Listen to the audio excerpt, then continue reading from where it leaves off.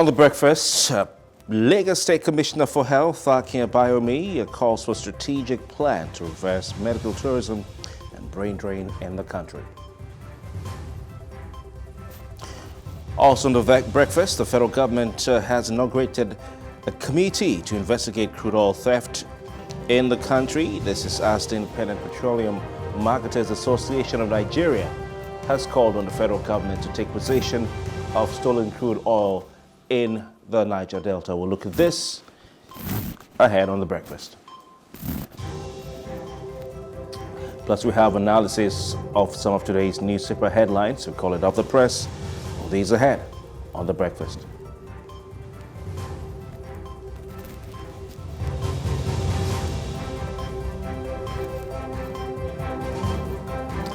And we're back.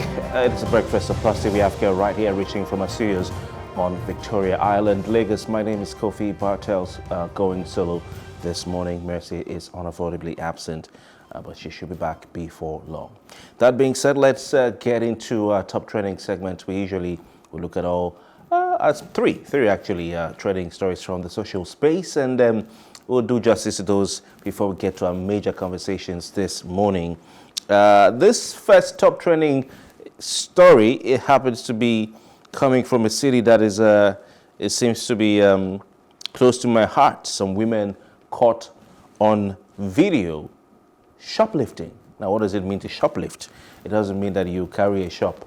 You know, you can lift a shop, but it means that I think it's an American term where you go to a shop, a supermarket, and then you steal from that shop. So you carry things that are not yours, and then you put them, probably hide them in your bag. You can see on your screen there. You hide them in your pocket, put them in your underwears or beneath your trousers, or some hidden pouch that is under your clothes. You know, so this one is you'll be singing, carry me there go, your kitchen, and you take it home and you go to use it to cook what you want to cook. I don't know what song these women were singing, because while some other women are singing for God to carry them to go to their husband's house, or carry them to go to their husband's house, like we say in Nigerian pidgin, these ones were not thinking about, praying to God to carry them go to their husband's house. This one was saying we want to carry things, we want to steal things from shops, someone's shop, to go to our own house. So let's look at the video. We will be right back. We'll do some analysis of this. All right, but can I think we can look at the video while I'm told we don't have the video, but maybe while I'm talking, we can roll that so our listeners can see, our viewers can see what exactly we're talking about. So this is a bizarre one. I mean, it's not, a usual thing that we associate women with stealing. Okay, I'm told we have the video now, so let's roll the tape and look at exactly what Kofi Bartels is talking about.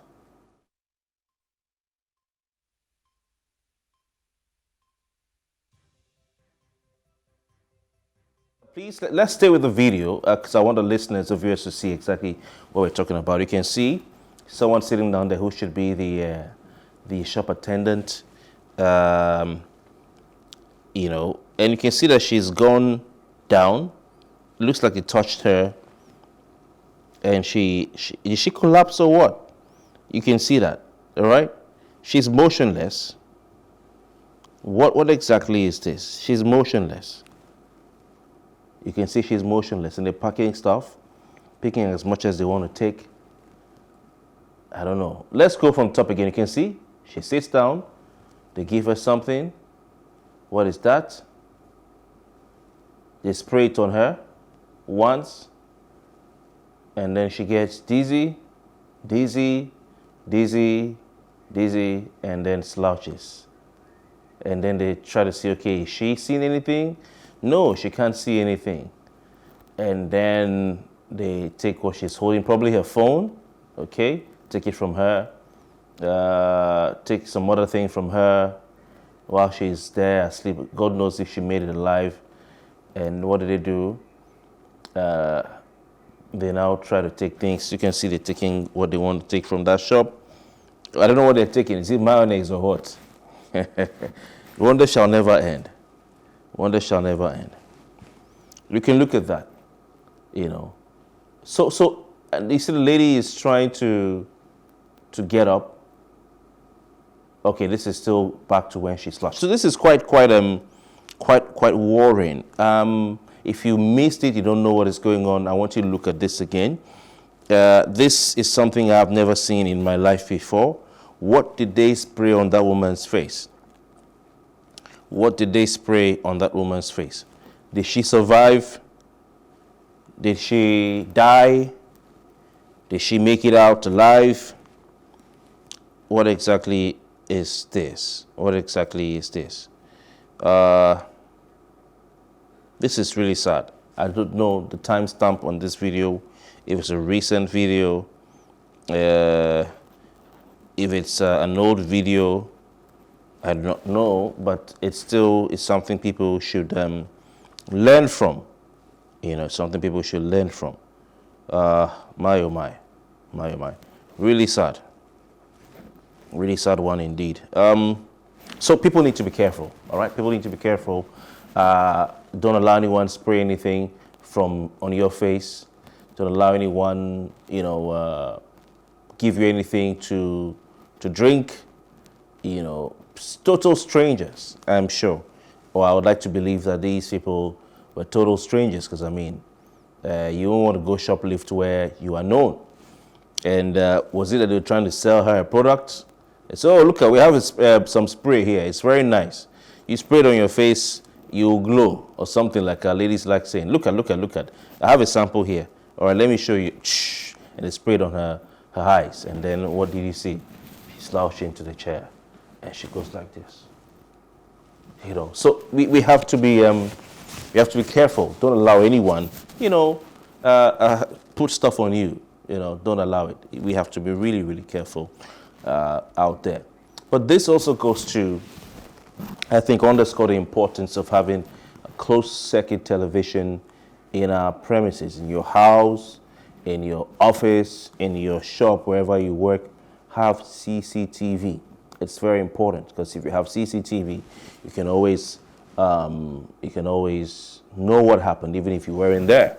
You know, imagine this lady wakes up, and then she's wondering what happened to the provisions, you know, the items in the shop. And the owner of the shop comes and says, you stole my items. I'm going to call the police on you. They can roll the tape, see the CCTV, and then from there, know what happened. However, the downside is in that part of the world, it's the private individuals who have their CCTVs. Government does not provide CCTV. So, and then I don't think they have the capacity, the police, that's now I'm talking about, or the technology to be able to identify people from CCTV, because they don't have a database. You know, so whilst, and this is another example of people securing themselves. I mean, in Nigeria, people have to provide electricity for themselves. You have to provide water for yourself. You have to provide security for yourself. You know, wherever you live, you pay a fee for some boys to secure the place. What else do you provide for yourself? Now you have to provide CCTV and probably track, you know, people who attack you or steal from you yourself. So this is, I think, an opportunity for the police. The Minister of Interior has been speaking a lot. I mean, what happened to the CCTV contracts they had before? We've not heard the last, I think we've not heard of that again. It's something they need to look into. Also, we need to have a database so that at least this Dubai that we all like to go to, or UK that we all, you know, complain each time they give us visa restrictions that we like to go to. Over there, what do? If you do a crime, even if you're on the road, there are public CCTVs around everywhere. They'll get your number plates, they'll get your face, and they will find you, because once they enter your face in the system, they have the algorithm to trace who you are. They will down to your name, your date of birth, where you were born, you know, your residence, your address, your phone number. They'll track you. They don't need to chase you, you know, blow sirens to try and catch you. No, what we see them, they don't do that anymore. They'll just allow you. You can go where you want to go to, but they'll track you down. You know, so we need that. We need that. How would these these shoplifters be tracked down? Because what they did is it's a crime. It's very dangerous. Only God knows if that woman made it. So how will these shoplifters be tracked down? It's a question. I don't know. Will they have to okay, she's tall, she's dark, how will they be tracked down? Far too often people get away with crime in this country because the police does not investigate. They don't investigate, or they investigate but they don't come to any conclusion. Like I always say, our police, in the country more often than not require or rely on confessional statements to be able to investigate and conclude investigations. Sometimes solely on what the accused person or the person they arrested confessed. Oh, he confessed to doing the crime. He confessed to speak to the press. I'm the one who stole from that shop. It was me and my sister's husband. We went there. Speak to the press. Somebody with swollen face. So they need to do better. I don't know whether we will ever get there. I don't know. But the elections are around the corner. Probably you have to vote for people who would give you a reason when they campaign to you to believe that they can come in and effect a change, because Nigeria needs a change. The technology is very easy. Facial recognition is not a big deal anymore. It's not. But we need to have a database. That being said, let's move on to the next one. I don't know if I should call it still trending. You can call it that. This is the Chief Justice of Nigeria, or the Chief Justice, yes indeed, inaugurating a committee on election petition or election petitions. And this, of course, is a usual practice whenever we have elections around the corner. It's nothing strange about this. It's nothing, to worry about. It's just a normal practice. Justice Olu Kayode Ariwola, he's newly or recently appointed CJ. He was on acting capacity, but he's now the substantive Chief Justice of Nigeria. He's sworn members of the Election Petitions Tribunal for the 2023 general elections. Didn't see too much conversation about this, but this is something that still is worth talking about.